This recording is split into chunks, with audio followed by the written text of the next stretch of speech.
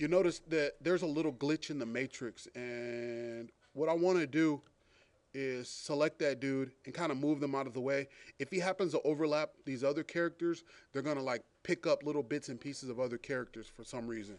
I don't know how to get around that, but here's what you do: just move it out of the way of those other characters. Make sure you're still aligning to stage, and then just center them up on the stage. There you go.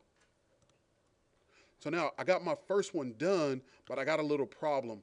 The problem is that these characters are also in scene, or excuse me, on the first keyframe.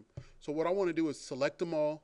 I'm still on the free transform tool. Select them all, and then cut them off of there. And then when I make my new keyframe, I want to delete this leftover dude here off and paste my other guys on. Does that make sense? Okay. You need to make sure that you just have one character on each keyframe. So if I go back here to keyframe 1, I just have my one character. So keyframe 2, I'm going to select this guy, move him out of the way of those other dudes, and let the computer center it up for you. If you try to eyeball it, you're not going to get it perfect. So I just let the computer do the work for me. Okay, so I got that there. Control X to cut these guys off. Go to a new one. What's the F6? Thank you. Delete him off of there. Control V. Center it up. There we go. Delete these guys off of here. Be careful. You got to make sure you get the whole character. There we go. X, F6, delete, paste, center it up, Control X, F6, delete that old dude, paste the new one down, center it up. Okay? And now you have a sprite. Now go back into your scene, go to your library, and say voila.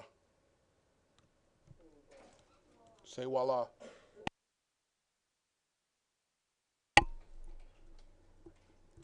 I'm gonna make them just a little bit larger so we can see them. And now when I do my control enter, he rotates over and over again.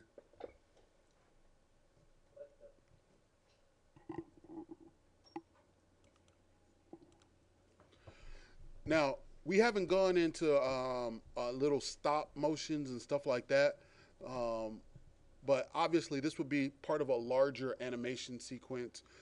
Next week, I think I'll show you guys how to put in a stop key. So that way, it'll just play once, and then it'll stop from there on. Okay? But this guy, when I put him in now, he's going to keep rotating over and over again. But I think you guys get the point. Okay?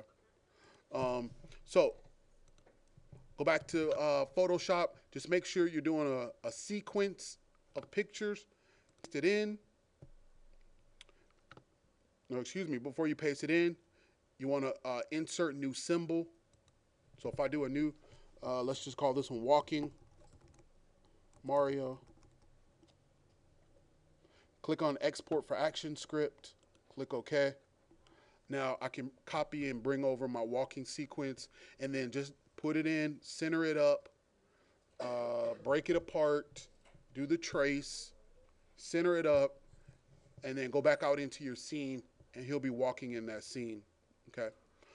Now, in my video game document, what I can do is in my library, I can go to my Mario sprites, and I can select my sprite now.